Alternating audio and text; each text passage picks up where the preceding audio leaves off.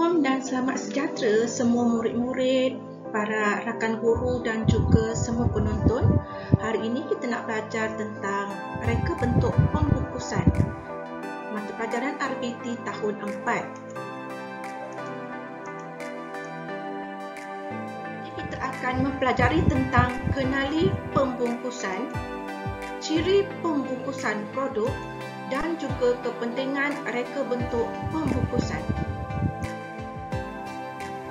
Di sini murid-murid dapat melihat beberapa contoh makanan dibungkus dengan cara tersendiri, sama ada menggunakan cara tradisional ataupun cara yang lebih moden.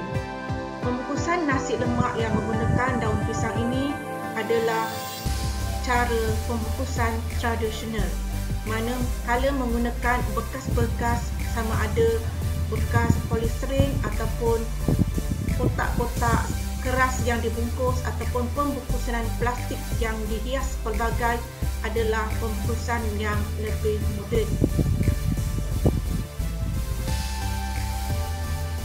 Pula murid-murid boleh tengok pembungkusan produk bukan makanan.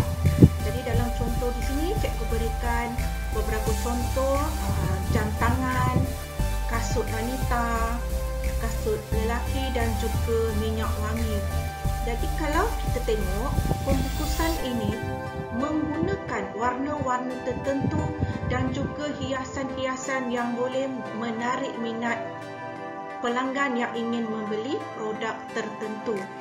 Jadi dalam mengenali pembungkusan produk ini, murid-murid tahu bagaimana pembungkusan dibezakan untuk makanan dan juga untuk bukan makanan. Baiklah murid-murid, sekarang kita nak tengok tentang ciri pembungkusan produk.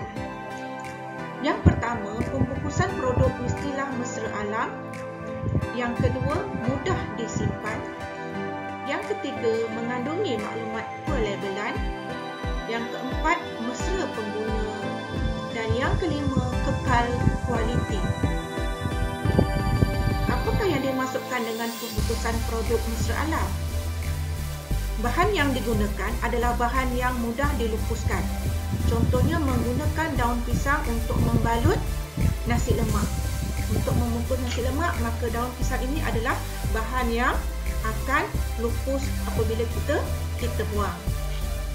Yang kedua, pembungkusan produk menyebabkan produk terutama makanan mudah disimpan.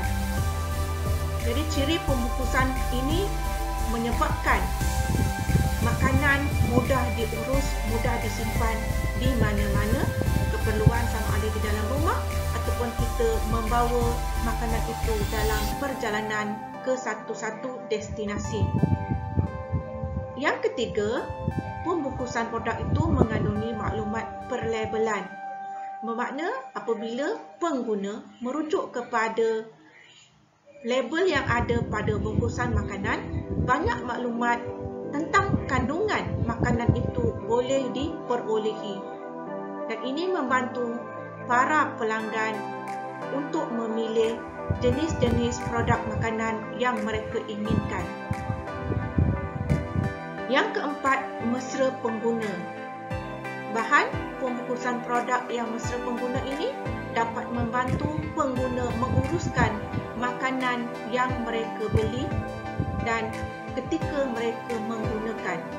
Ini termasuklah di dalam rumah ataupun di dalam perjalanan ke mana-mana destinasi. Mesra pengguna ini menyebabkan pengguna boleh memilih bagaimanakah cara pembungkusan yang diperlukan, sama ada menggunakan tin, menggunakan botol atau menggunakan bungkusan plastik. Yang kelima, kekal kualiti. Pembungkusan produk memastikan kualiti produk, terutama produk makanan, kekal kualitinya.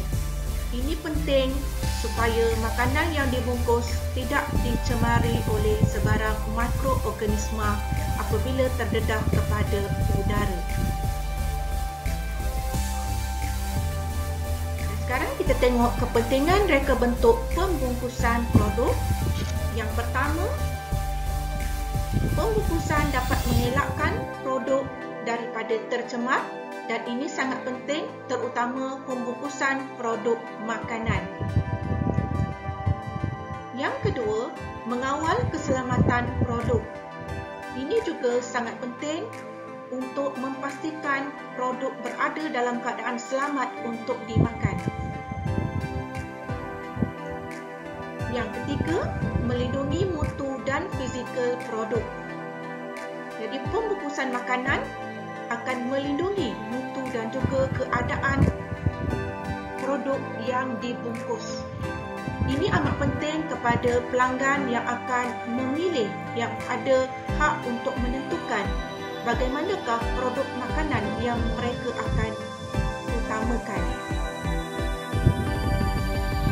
Dan yang keempat, menyampaikan maklumat produk.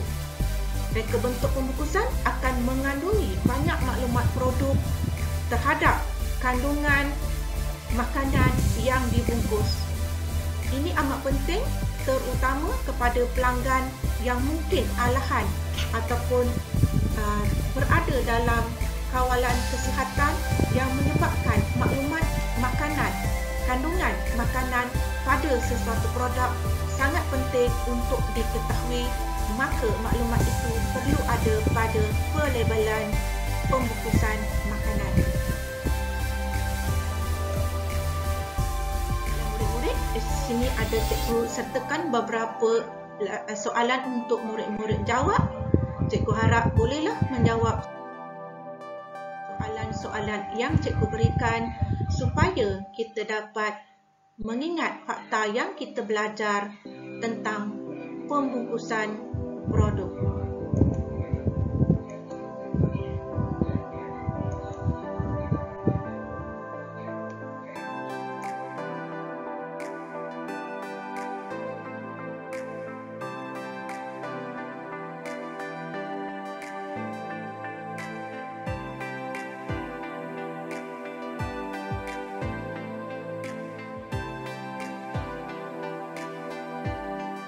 Sekian sahaja untuk pembelajaran kita pada hari ini murid-murid. Moga semua rajin belajar dan jangan lupa untuk menyokong dan berikan subscribe dan tekan butang loceng kepada channel cikgu supaya memberikan lebih motivasi kepada cikgu untuk menghasilkan karya-karya pembelajaran untuk murid-murid dan juga para penonton di luar sana. Jumpa lagi di episod-episod pembelajaran yang akan datang. Terima kasih. Assalamualaikum warahmatullahi wabarakatuh.